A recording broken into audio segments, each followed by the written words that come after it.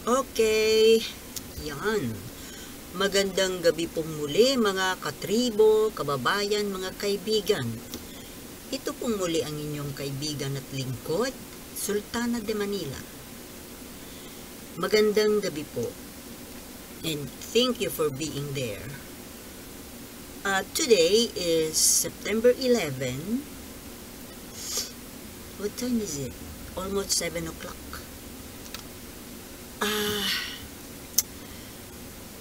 Ngayon po ang pang 106 birthday ng ating pinakamamahal, beloved, pinakamagaling na naging pangulo ng ating bansa. Apo Lakay Ferdinand E. Marcos Sr. Alam niyo, sobrang nakakalungkot na wala na po itong si Apo Lakay. At sobrang nakakapanghinayang na nawala po siya sa pwesto. Lalo pa ngayon na ang gulo-gulo po ng kalagayan ng ating bansa. Lalo na yung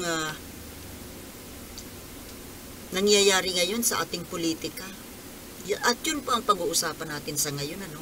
Pero bago po yan, sana po nag-subscribe na kayo, no? Tsaka, like and share naman po. At tsaka wag nyo naman pong i-skip yung mga commercial ads para meron po tayong pambili ng bigas at kape. Ngayon, bago po tayo dumako doon sa ating main topic,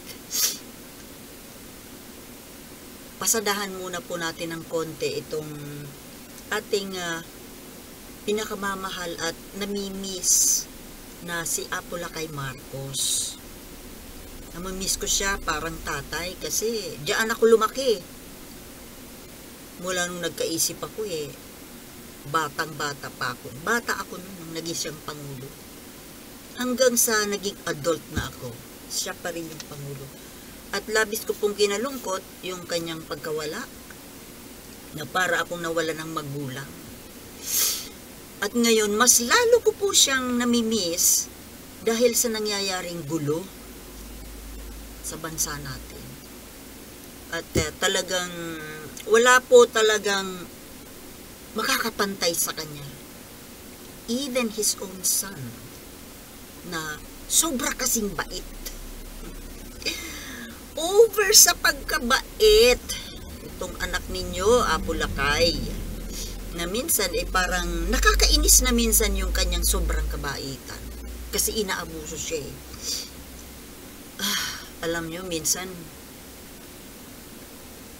hinahangad ko na sana kung pwede lang na hilingin sa ating Panginoon na buhayin muli si Apo Lakay at ibalik sa atin at pamunuang muli ang ating bansa at tapusin ang kanyang unfinished business dito sa ating bansang Pilipinas. Sana nga po ganun, ano? Pero talagang ganun, ganyan ang buhay, may katapusan.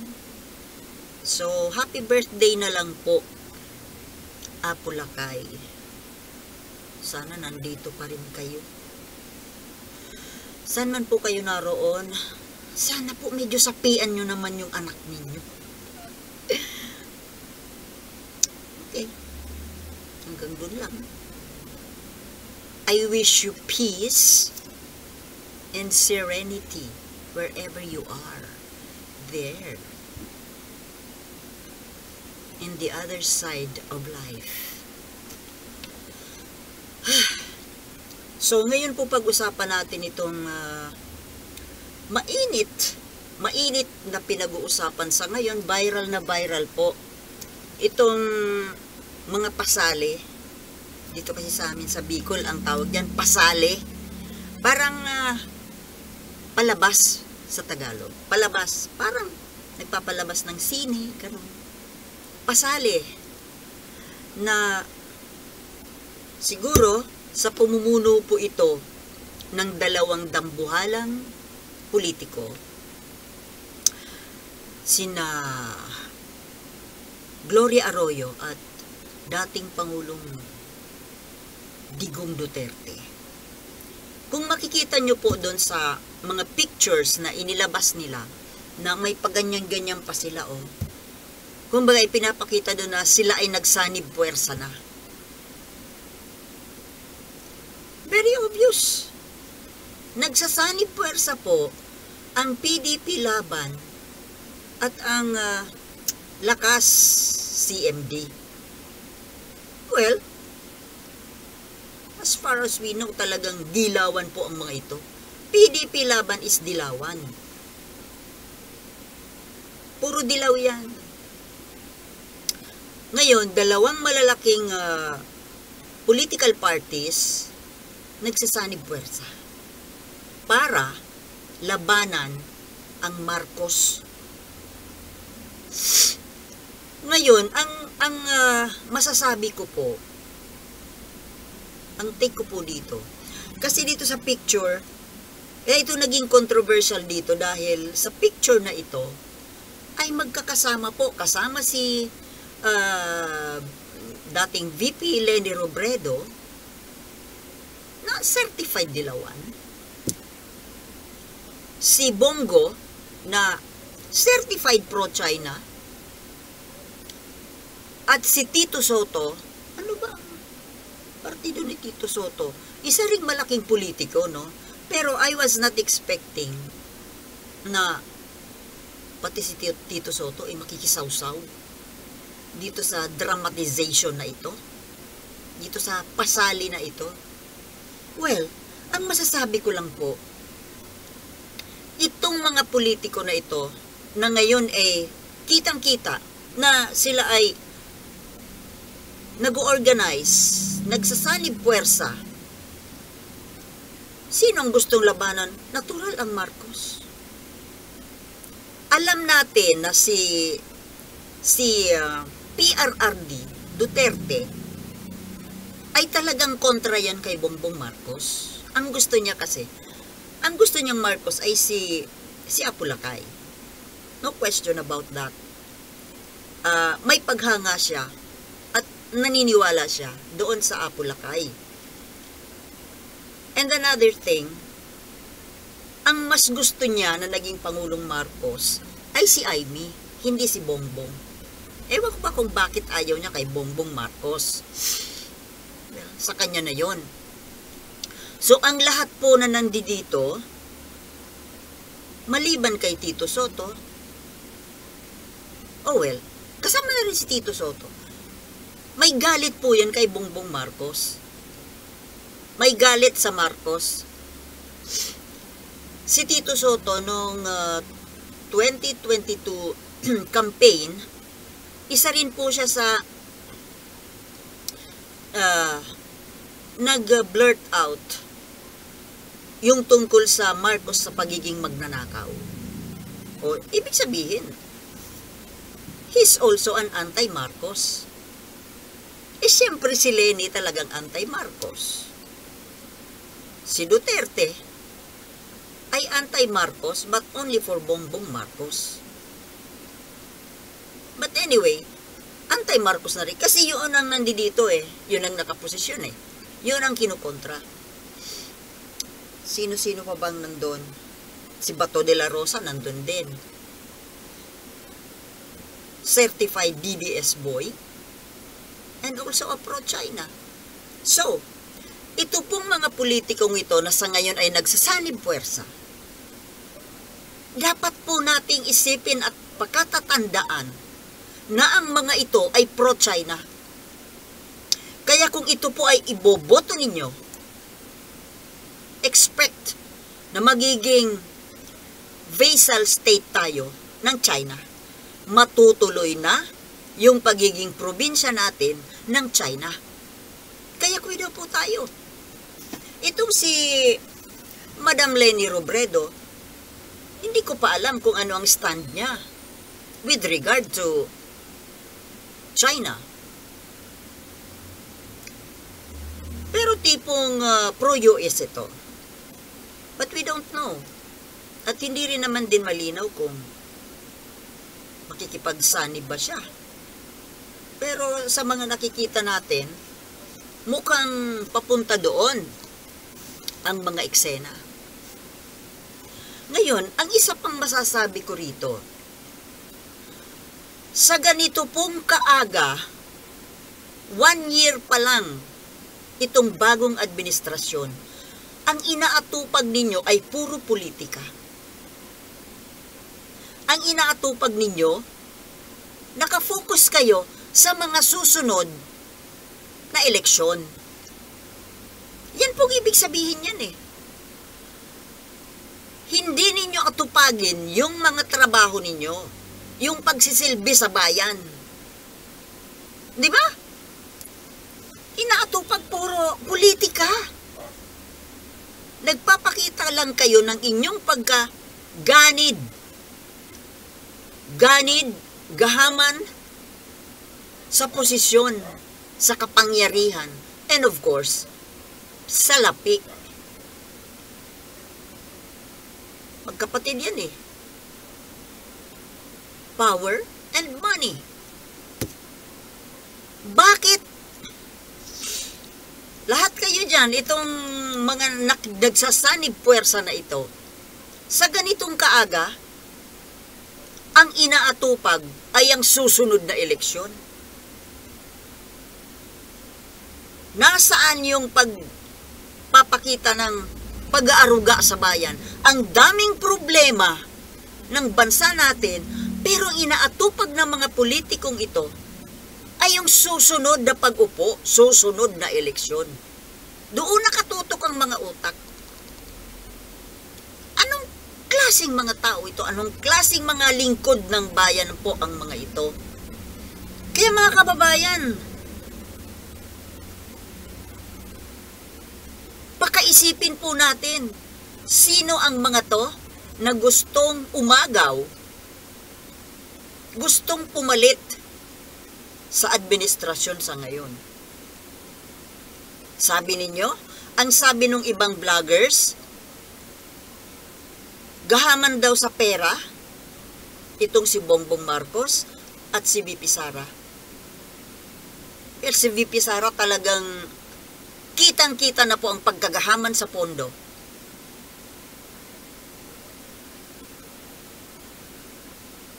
About Bongbong Marcos, at least siya po ay nagtatrabaho. Nakikita po natin na siya ay nagtatrabaho. Ang nasa isip niya ay paglilingkod sa bayan, mapaganda, mapaunlad ang ating bayan. Itong si Sara, anong ginagawa? Ang utak ay puro confidential fund. Maaring pinagbibigyan siya ngayon ni Bongbong Marcos. Kasi nga, pag hindi mo yan binigyan ng confidential fund, ay baka magmamarkulyo, maglupasay. At ang isang inilalabas ko na po dyan si Bongbong Marcos, dyan sa issue ng confidential fund ni Sara. Dahil sino ba ang nag-approve ng kanyang pondo? Di ba yung Congress at yung Senado?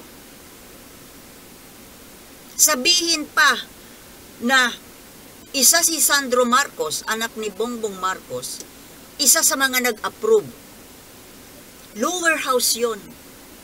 Sana naman, ina-expect ko po, pagdating ng Senado, ay hindi po yun papasa. Kasi may narinig ako na, kesyo, haharangin nila yung confidential fund ni Sara. Kaso, ano nangyari? Iilan lang kasi yung oposisyon. Mas marami yung kampi kay Sara eh. Kaya ayun ang nangyari. Naibigay pa rin. Siguro ko naman po, hindi yan kasalanan ni Bongbong Marcos. Kaya bang diktahan ni Bongbong Marcos yung mga senador? Na ipasan nyo yan? May sarili naman siguro silang pag-iisip.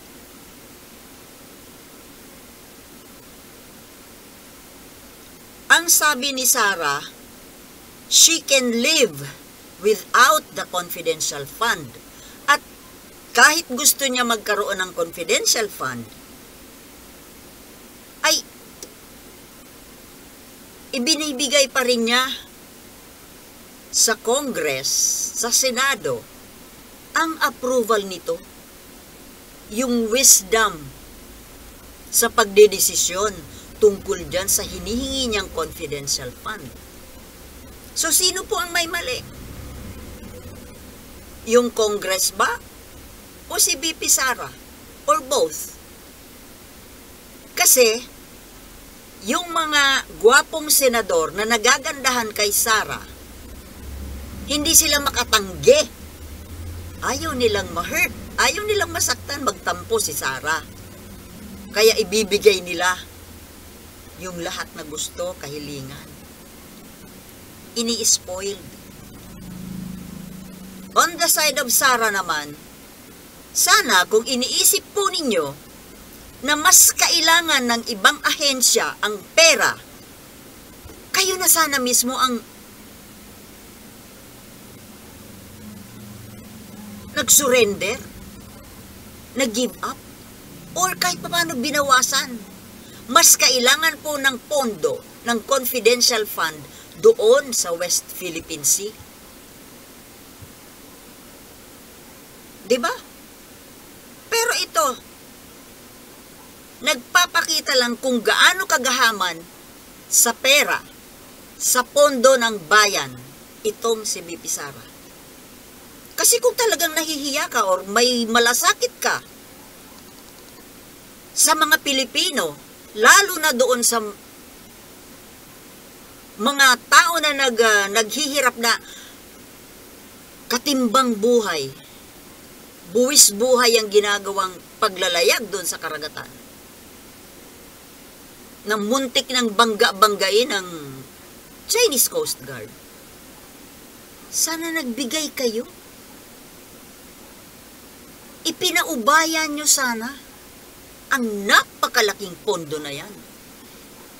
Biruin mo, confidential fund ng nag-iisang tao, Vice President Sara Duterte, mas malaki pa, halos doble kalaki, ang kanyang confidential fund kaysa sa combined Department of National Defense at yung NICA, National Intelligence Agency. Biruin mo yun. Ang binabantayan nila, seguridad ng buong bansa. Bansa with 113 million people. Pero mas malaki pa, mas in danger pa, yung nag-iisang taong yan. Kaya kayo po sa susunod na eleksyon, sana naman itong mga taong ito na nag-grouping po sa ngayon, mga pro-China ito, mula kay ex-President Duterte, Gloria Arroyo, Bongo, Bato de la Rosa, VP Sara, lahat po yan pro-China. Kung totoo man na nagkakamal din ng pera dito sa kanyang pwesto si Bongbong Marcos, which I think ginagamit naman sa kanyang sa pagiging Pangulo. Kung nasobrahan man, but at least hindi siya pro-China. Doon na lang po ako kumakapit kay Bongbong Marcos sa kanyang pagiging hindi pro-China. Sabi nga, between two evils, choose the lesser evil. Between China and America, sino ang lesser evil? Itong mga nag-grouping na ito, mga gahamang trapo na ito, Sana naman po huwag niyong palulusutin sa 2025 at 2028 elections kung ayaw natin na mawala ang ating kalayaan. Mag-isip-isip po tayo. Masyadong sikat itong nag-grouping na ito. At marami pa rin silang nauuto mga DDS vloggers, kahit mga pro-Marcos vloggers na pro-Sara pa rin kasi pro-Uniteam sila. My goodness naman. Wala nang Uniteam. Ano ba kayo? Even from the very start, walang Uniteam. It's just a term. Ginamit lang yung term na Uniteam. Ultimo si Amy Marcos nga ngayon. Nasa Uniteam pa ba? Walang Uniteam. It's just an illusion. At ngayon, tiwalag-tiwalag na. Kanya-kanyahan na. At itong si Gloria Arroyo, please, matanda na to sa politika. Bakit ba ang daming humahanga dyan? Alalahanin po natin kung ano ang ginawa ni Gloria Arroyo during her 9-10 years being president. Di ba ibinenta niya yung Pilipinas sa China? At hanggang ngayon, certified pro-China. Same with Duterte. Itong Duterte camp, from Tatay Duterte to the daughter Duterte, yung alalay ng Duterte, right hand ng Duterte. All of this, kunwari, kinukontra ngayon ng China. Kontra-kontra, kuno. Fake. That's hypocrisy. Nagkukunwari lang po yan ngayon na, kunwari, kumukontra sa China, ginagawa ng China. Tapang-tapangan ngayon. Kasi alam po nila, nagalit na ang tao na malaking issue itong pagiging makatsina nila. Natatakot sila, baka hindi na sila lumusot sa susunod na eleksyon. Kaya may ay kontra na rin sa China. Lukuhin nyo yung mga tanga na tagahanga ninyo. Pero yung mga Pilipino na may isip, nag-iisip. Ako mismo, hindi ako naniniwala dyan sa pinagsasasabi niyang Rodrigo Duterte na yan at yung tatlong itlog. Tatlo ba yun o apat? Yung kunwari, nagsuot pa ng t-shirt na West Philippine Sea. At nagtapang-tapangan. Palabas lang yon. Opo, palabas lang nila yan para makuha ang kalooban ng mga Pilipino, ibuto ulit sila. Ito mga pro-China na ito. Kahit na po siguro mga kandidato na umanib sa partido ni Bongbong Marcos, kilatisin po rin po natin. Baka yan ay nagkukunwari lang na anti-China. Kagaya ng nangyari ng 2022 elections. Diba? Sumakay sa Uniteam. Nanalo. Nung nanalo, sino yung bossing nila? Sino yung boss? Diba dito sa kabila? Ginamit lang yung Uniteam para patok sa tao. Pero matapos na nanalo, tiwalag na sa Uniteam. O sino-sino ba yung mga kandidatong yun? Kilala nyo rin siguro. Kaya pakiusap lang po mga kababayan. Ingat po tayo. Huwag tayong basta maniniwala dito sa mga pinagsasabi ni Duterte at ng kanyang mga alipores. Okay? Isipin po natin ang ating future at ang ating bansa. Ay, naku. Hanggang dito na lamang po. Nag-iingay naman ang mga aso kasi mating season. So, hanggang dito na lamang po muna kasi ang ingay na. Thank you for watching and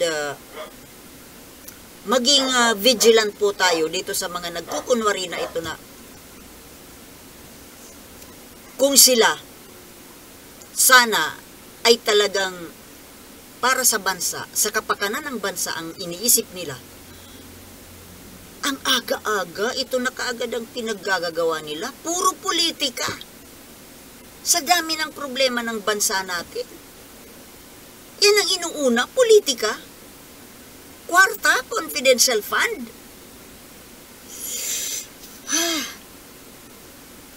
Alam na po natin na itong mga trapo na ito, matagal na sila, si Arroyo, si Tito Soto, itong mga, lahat na yan. Ilang taon silang politika, nasa politika. Ilang taon, ilang termino silang nandiyan dyan. May nangyari ba sa Pilipinas? Lalo na si Arroyo, anong ginawa sa Pilipinas? Si Duterte, anong ginawa niyan? Ang daming mga nakalkal na mga kabulastugan ng dalawang ito.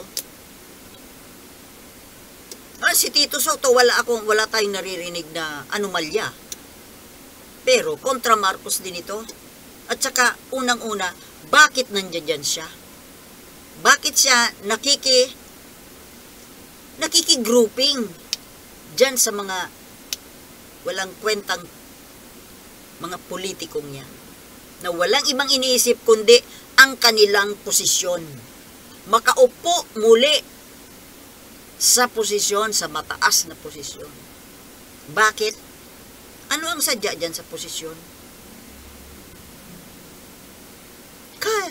Kailangan pa bang i-memorize yan? Okay, bueno. Hanggang dito na lamang po at maraming salamat sa panonood and see you in my next vlogs. Peace.